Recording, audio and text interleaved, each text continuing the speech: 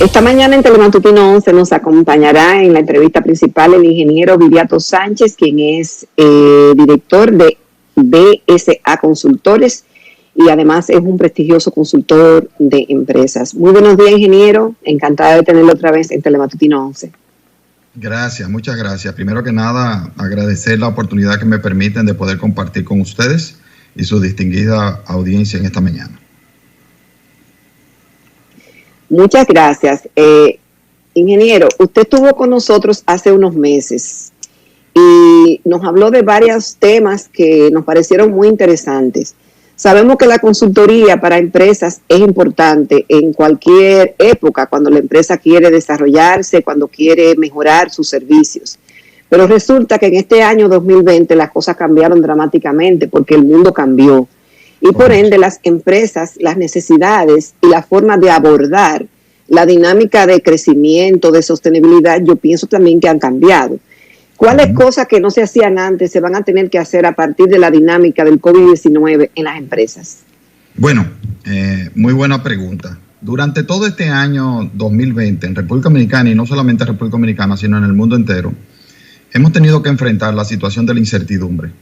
Y todo lo que tiene que ver con incertidumbre se relaciona a riesgos. Entonces, ¿qué ha cambiado? Ha cambiado la visión que tienen que tener los emprendedores y los empresarios en relación a la gestión de los riesgos dentro de las empresas. Y hoy lo estamos viendo de manera multidisciplinaria y en diferentes escenarios.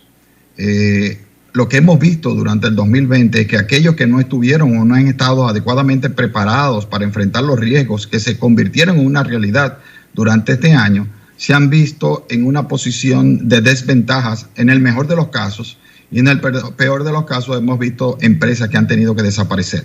¿Por qué?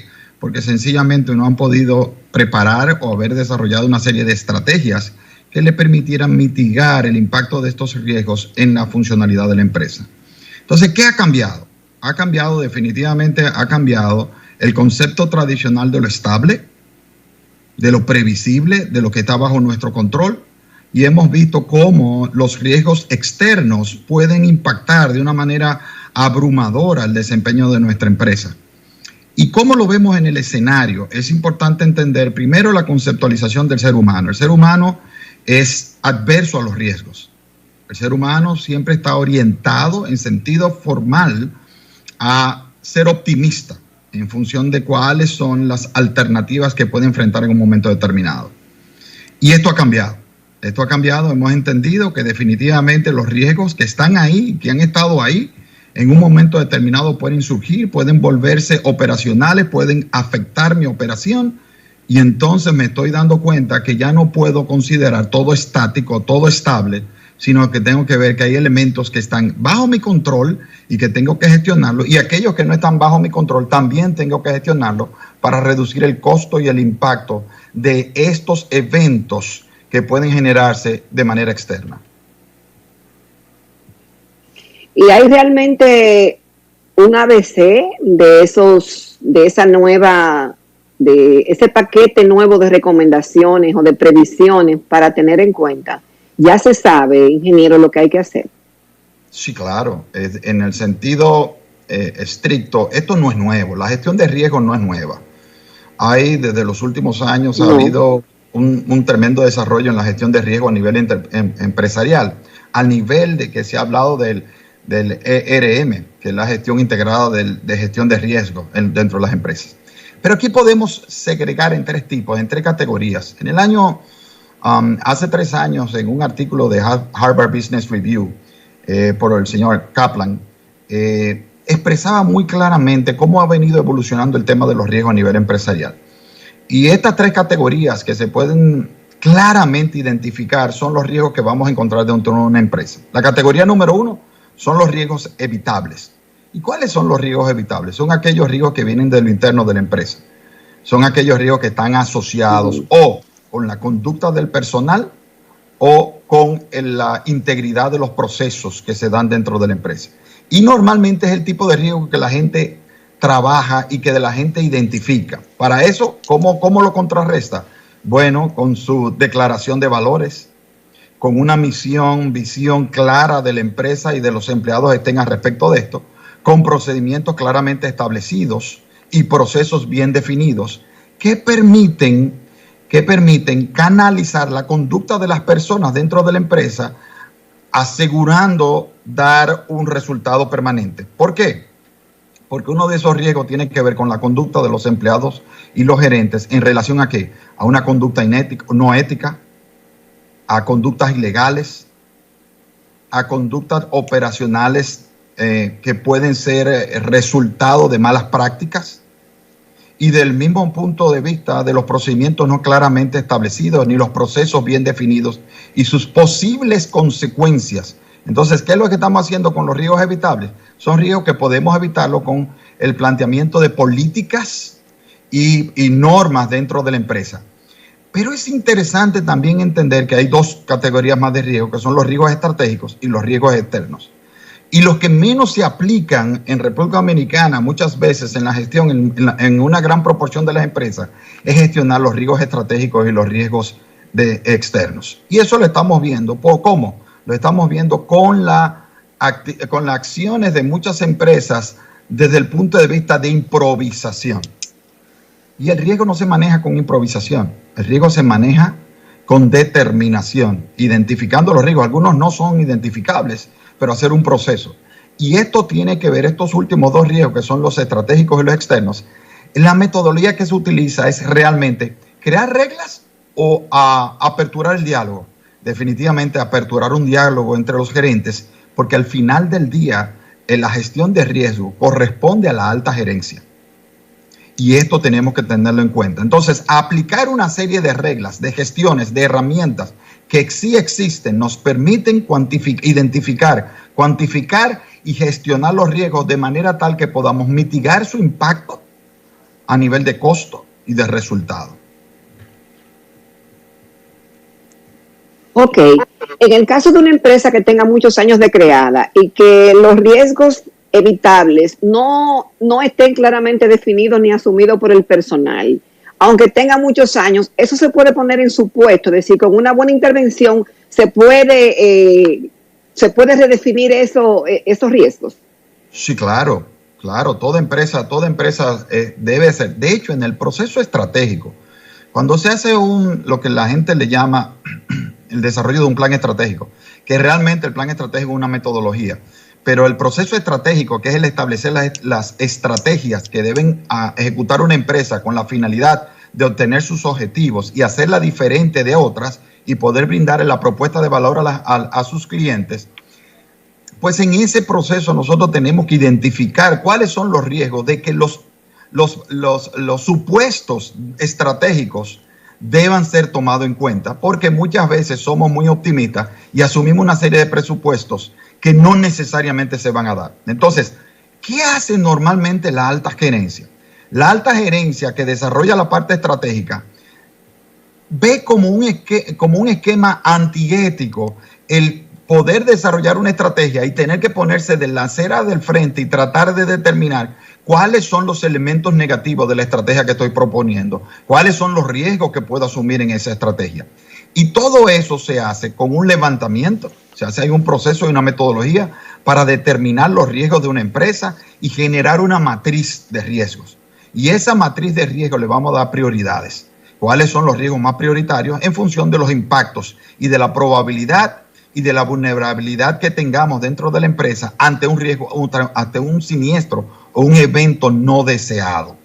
Entonces, con esa matriz se desarrollan estrategias que van a paliar, a mitigar las posibles causas, los impactos que pudieran tener estos riesgos en la empresa. Entonces, ¿cómo se hace? Bueno, se usa de la mano con profesionales para hacer estas determinaciones como una metodología de acompañamiento, pero sobre todo nosotros recomendamos, porque no puede depender todo el tiempo de un acompañamiento, sino recomendamos la transferencia de conocimiento para que la alta gerencia asuma un conocimiento sobre gestión de riesgo a través de capacitaciones y certificaciones que le permiten conocer las mejores prácticas en relativamente corto tiempo y poder aplicarla, porque la gestión de riesgo en las empresas es un tema cultural. Es decir, Todos tenemos que pensar en riesgo dentro de las empresas. Y para poder lograr eso, tiene que venir desde la cabeza de la empresa con una gestión de riesgo y una gestión clara de riesgo e implantar y permear esta cultura a todos los niveles, donde todos tenemos que tener los ojos porque somos responsables de los posibles, de la determinación de los riesgos, no solamente a niveles estratégicos y externos, sino también operacionales en mi puesto de trabajo. Todas las empresas grandes o pequeñas, de emprendedores o de las más grandes, todas deben de tener una estrategia de riesgo. Definitivamente. Toda empresa tiene que tener una estrategia de riesgo. De hecho, toda empresa debería tener una estrategia. Desde un salón de belleza hasta un banco. Claro. Y yo le voy a una pregunta. Imagínense un salón de belleza. Vámonos con un salón de belleza. Me parece muy interesante. ¿Cuál es uno de sus insumos más importantes en un salón de belleza? Bueno, la electricidad y el personal. ¿Qué pasaría si en un momento determinado falla la energía por un buen tiempo? ¿Qué herramientas, qué elementos tengo yo para mitigar eso y poder darle servicio a mis clientes? Si yo estoy en una pandemia, por ejemplo, que es lo que estamos viviendo ahora, ¿qué va a pasar con la cantidad de clientes que tengo? El personal me va a faltar. ¿Qué mecanismo tengo yo para proteger mi personal? ¿Qué mecanismo tengo para el ausentismo del personal? ¿Qué condiciones tengo que manejar con la finalidad de poder dar de manera segura, ofertar mis servicios?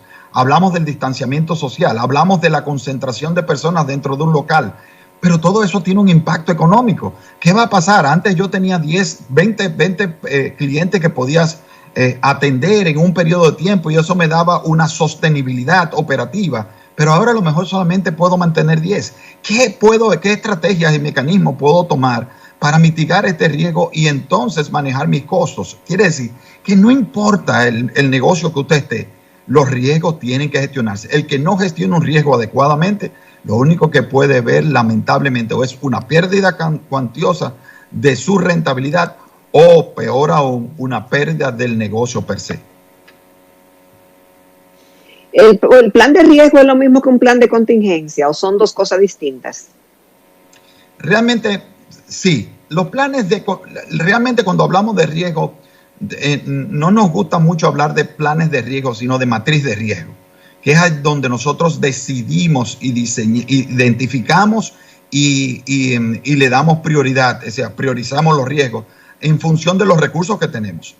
Y el plan de contingencia es el plan que viene a reflejar la estrategia que voy a utilizar para mitigar los riesgos que ya he identificado.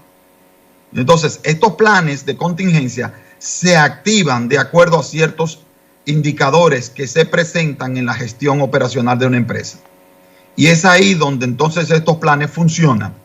Y no solamente deben activarse, debe tomarse en cuenta que todos estos planes deben hacerse una práctica consuetudinaria durante el ejercicio de la empresa, simulando que estos riesgos puedan aparecer. ¿Con qué finalidad? El único momento que usted sabe si su plan de contingencia está funcionando es cuando usted lo prueba. Todo puede ser muy teórico, muy bien diseñado, perfectamente delineado, un documento muy bien elaborado, pero a la hora de ponerlo en práctica, si no lo ponemos en práctica, es donde vamos a saber cuáles cosas no consideramos adecuadamente y si este plan tuvo una respuesta adecuada y fue funcional. Y justamente estamos escuchando esas magníficas recomendaciones que, ojo, no son solamente para las grandes empresas, también los emprendedores de cualquier tipo de negocio, porque esto se aplica a todos. Ingeniero, el tema de la tecnología, ¿qué papel juega en las empresas actualmente? Wow. Hoy en día, bueno, ustedes saben que las empresas sobreviven por el hecho de poder presentar propuestas de valor que sean innovadoras. Es decir, ¿qué medios yo utilizo para poder presentar un producto o servicio de una manera innovadora? Y definitivamente la herramienta más utilizada, más a nuestras manos y hasta cierto punto democratizada desde el punto de vista del acceso, que todos pueden tener acceso, se llama la tecnología. Hoy en día, a través de esta pandemia y lo que hemos enfrentado en la pandemia, hemos visto la importancia de lo que es ofrecer y poder ofrecer, mercadear, comunicar y recibir los productos y servicios que nosotros ofrecemos. La tecnología nos facilita un medio, un canal importantísimo para mercadear nuestros productos y muchas veces para servir y entregar nuestros servicios y productos. Por lo tanto, la tecnología hoy en día, no importa el tamaño de su empresa, es un elemento transversal operacionalmente, estratégicamente, y también es un medio definitivamente que no podemos obviar. El entender que mi empresa no debe utilizar los recursos digitales significa quedarse en la saga de las empresas que van a ocupar y que están ocupando un lugar preponderante en la competitividad. Es decir, la tecnología es una herramienta de competitividad. En la medida en que usted la aplique adecuadamente, que la aplique estratégicamente en su empresa, usted va a poder competir de una manera más desarrollada, más aventajada. Y le voy a decir algo interesante que ha traído la tecnología a través de las redes y los medios digitales. Ha permitido democratizar el mercado. Y ustedes me dirán, ¿y cómo así que ha permitido democratizar el mercado? Los pequeños pueden competir que los pequeños pueden competir con los grandes a través del mercado digital. Esa es mi pregunta. Entonces, definitivamente que la tecnología, el uso de las plataformas digitales, permite que nosotros podamos competir de igualdad de exposición a empresas de mayor tamaño que las nuestras. Por ejemplo, muchas empresas digitales, quizás ustedes lo deben saber, tienen una pequeña presencia desde el punto de vista físico. A veces tenemos empresas que solamente están en nuestras casas, tenemos un sitio web o aplicamos y vendemos productos y servicios a través de las redes y no tenemos ni una oficina. Sencillamente tenemos un computador, una conexión a internet, algunas herramientas de software que nos permiten articular esto. ¿Y qué exposición voy a tener? La misma que puede tener un grande, porque la diferencia va a ser cuánto yo invierta de manera estratégica, hacer un marketing digital estratégico desde mi casa y voy a parecer tremenda empresa. Al final, el que consume mis productos y servicios en muchas veces no le interesa tanto cuál es mi infraestructura hoy en día, lo que le interesa es el costo del producto. Y vivimos en una sociedad de costos. República Dominicana es una competencia en la mayoría de los escenarios de precios. Entonces, ¿qué me permite irme al ambiente digital y digitalizarme lo máximo que pueda? Reducir mis costos operativos. Y estos costos operativos van a permitir que yo pueda manejar una mayor rentabilidad con menor costo. Ahora, ingeniero, la pregunta de competir los grandes con los pequeños. Los grandes compran en cantidades, en muchas cantidades, y los pequeños no compran en esas cantidades. Por tanto, los descuentos que obtienen no son los mismos que tiene un pequeño que compra menos. Entonces, ¿cómo se puede competir en precio cuando existe esa dinámica? Yo te voy a hacer una pregunta, y esa dinámica la voy a representar en algo que todo el mundo lo va a reconocer. ¿Cómo compite un colmado con un supermercado si el supermercado compra el volumen y el colmado compra prácticamente al detalle? Básicamente con la innovación. ¿Qué innovación hizo? Bueno, el proceso de un análisis estratégico para formular una propuesta de valor, lo que yo tengo que sentarme es a evaluar y a ponderar la propuesta de valor. ¿Cómo? Conociendo cuál es el dolor de mi cliente, cuáles tareas tiene que hacer un cliente y cuáles cosas pueden ser un beneficio para mi cliente. Por ejemplo, ¿qué analizaron los colmaderos? Dijeron, bueno, la gente tiene que ir al supermercado a buscar un producto y va a perder tiempo. La única forma en que yo compita es que ellos me llamen y yo en 5 minutos le entrego el producto en su casa a un costo diferente, pero la conveniencia tiene un valor. Entonces, ahí estamos viendo. Ahora, mi segunda propuesta es la siguiente, por ejemplo. ¿Cuál sería el siguiente paso de un colmado? En la medida en que pueda crecer, ponerse en una plataforma digital y crear, y ahí habrían oportunidades. Ahora les digo yo, hay una oportunidad de negocio, crear una plataforma digital donde se puedan subir los colmados y por georreferencia puedan accesar las personas que están cerca de ese colmado y pedir por un app el producto que tú necesites que te lo entreguen. O sea, la creatividad puede ser tan grande como usted se lo imagine. Ahora, no hay reglas únicas. Cada negocio hay que sentarse y hacer un análisis estratégico. Cada negocio tiene sus fortalezas, cada negocio tiene sus debilidades, Cada negocio tiene sus amenazas y cada negocio tiene sus oportunidades. Si yo conozco el público meta, el público al cual, mi cliente, al cual yo tengo que ofrecerle un producto, y sé qué valora, qué necesita, en ese momento yo lo entrego de una manera adecuada, innovadora, yo voy a captar ese público independientemente de quién sea la competencia. Entonces, ¿cómo compiten los pequeños con los grandes? Creativamente. ¿Cómo compiten los pequeños con los grandes? Innovando, entregando el producto de una manera diferente. Ahora, si usted va a hacer lo mismo que hace un competidor suyo grande, de la misma forma, no va a competir. Por eso, cuando se habla de planes estratégicos, hay que separar lo que son planes estratégicos, porque el plan estratégico, repito, es una metodología. Tenemos que hablar de estrategias, y lo que se habla de estrategia. La estrategia es la forma en cómo yo logro los objetivos de mi empresa. Y elaborar estrategias es un procedimiento eminentemente creativo. Oigan bien, es un proceso eminentemente creativo. ¿Por qué? Porque es lo que me va a diferenciar del otro. Al final, lo que tenemos que ver, no importa el tamaño de mi negocio, puede ser grande o pequeño. Lo que usted tiene siempre que preguntarse es por qué un cliente me va a comprar a mí y no a otro. Y cuando usted entrega eso de manera única, con alguna herramienta de innovación, pues va a poder ser competitivo. Entonces, ¿cómo compiten los pequeños? Innovando, entregando el producto o servicio de una manera diferente, analizando su competencia de los grandes, de qué adolece y qué yo puedo ofertar para satisfacer al cliente, que es un dolor de cabeza a través de la compra de ese producto y servicio de los grandes. Cómo yo lo puedo ofertar de manera sensata, de manera racional y de manera que sea valorada por mi cliente. Ok. Ingeniero, en la pasada entrevista usted habló de un término que a mí me sigue llamando la atención, de resiliencia organizacional. Háblenos un poquito de eso. Sí, la resiliencia organizacional tiene que ver con la capacidad de una organización de adaptarse a un medio altamente cambiante. Ok. Entonces, usted está en una empresa, su empresa, usted tiene que adaptarla al medio cambiante. ¿Qué están haciendo muchas empresas hoy en día? Las que están subsistiendo todavía. Han tenido que adaptarse ante un evento de una pandemia.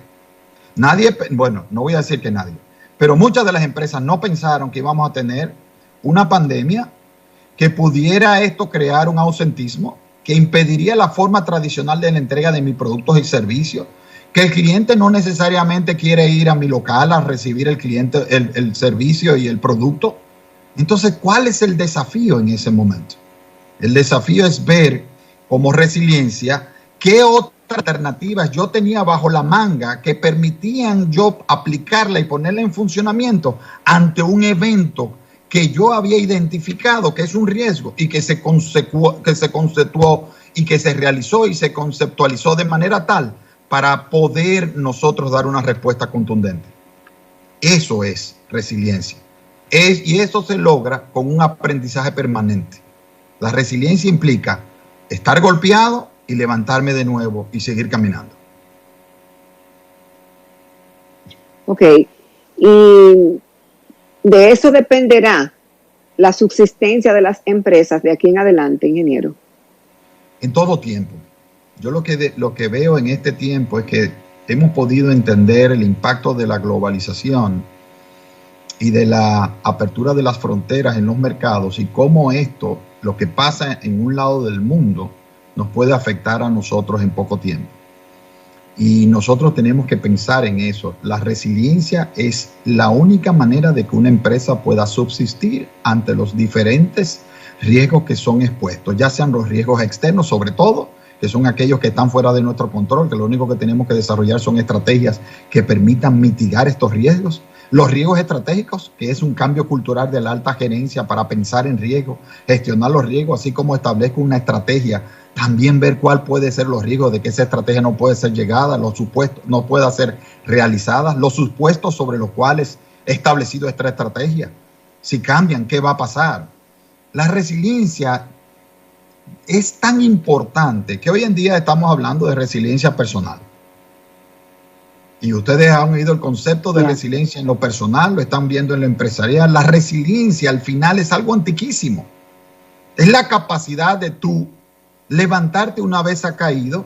¿Por qué? Porque tuviste las condiciones necesarias para volverte a levantar, aprender de eso para no volver a caer en esto y seguir trabajando. Eso implica empresas que sean ágiles, empresas que tengan un conocimiento en la cultura, que se haya afianzado en la cultura el conocimiento de entender que el cambio es lo común. Entonces, ¿qué debe tener la alta gerencia? Un buen conocimiento de gestión de cambio. ¿Por qué? Porque las empresas son animales vivos que están en continuo cambio. Y esos cambios hay que entenderlos, hay que analizarlos y hay que trabajarlos. Se puede. No vamos atrás. Yo quisiera que dejáramos sobre la mesa una idea importante. No quiero ser pesimista. No piensen que yo soy pesimista. Todo lo contrario. Soy muy optimista, pero un optimismo identificando cuáles son las cosas que pueden salir mal, que eso me va a hacer más resiliente al momento de seguir y continuar en la empresa. Por lo tanto, el optimismo donde no me va a pasar, que es el típico optimismo del dominicano, a mí no me va a pasar. Eso no va a pasar. Ustedes ven que viene un ciclón, viene un huracán, no, eso no va a pasar. Aquí, y eso pasa en todas las culturas tropicales. Si nos vamos a las templadas, ustedes ven que son más precavidos. ¿Por qué? Porque los países desarrollados están en las culturas templadas, en las zonas templadas, porque están organizados, su mentalidad y su cultura los obliga a prever los riesgos, a identificar riesgos, preverlos y planificarse. Nosotros en el trópico entendemos que tenemos un solo clima, tenemos una sola estación, llueve si quiere y si no llueve también, yo me mojo o no me mojo, no es importante, pero no tengo que planificar. Yo el día a día voy con el día a día y eso en empresas es mortal. Ingeniero Sánchez, ¿cuáles empresas necesitan un consultor empresarial? Toda empresa que no esté... ¿Cuándo sabe una empresa? Porque... Sí. Primero, dos cosas. Buena pregunta. Número uno, una empresa que no está teniendo los resultados que espera, definitivamente tiene que reevaluarse y ver qué estrategia se está haciendo y cómo lo puede manejar. Número dos, una empresa puede estar leyendo muy bien, pero si no analizas e identificas los riesgos que tengo, puedo de un momento a otro pasar de estar muy bien a estar muy mal. ¿Por qué? Porque ciertos riesgos que estaban en el ámbito de mi empresa, en el radar de mi empresa, estaban ahí y el hecho de no conocerlos no significa que no están ahí. Una vez un psicólogo me dijo a mí, ¿no será, ingeniero, que usted piensa demasiado en riesgo y que eso significa que usted siempre esté pensando en que algunas cosas pueden salir mal? Y yo le dije, sí, definitivamente tengo una cultura de riesgo que se ha desarrollado a través de los años por haber gestionado empresas y haber vivido tantas experiencias, buenas y malas. Ahora, el hecho de que yo no tenga conciencia de los riesgos no significa que no están ahí. Y la única diferencia entre usted y yo es que yo voy a tener probablemente un plan o una estrategia para mitigar el riesgo cuando venga y usted no lo va a tener. Usted quizás pueda vivir tranquilo por pensar que ese riesgo no está. Yo voy a vivir tranquilo pensando que el riesgo está y que tengo una herramienta para poder combatirlo. Bueno, magnífico cierre de esta gran entrevista que nos ofreciera el ingeniero Viriato Sánchez, quien es un destacado consultor de empresas, alto ejecutivo de BSA Consultores. Muchas gracias, porque realmente esto nos va a servir para repensar las empresas, las grandes y las pequeñas también. Gracias por esa gran participación. Muchas gracias a ustedes por la oportunidad. A los amables televidentes, gracias. Les invitamos a seguir con nosotros en la recta final de Telematutino 11.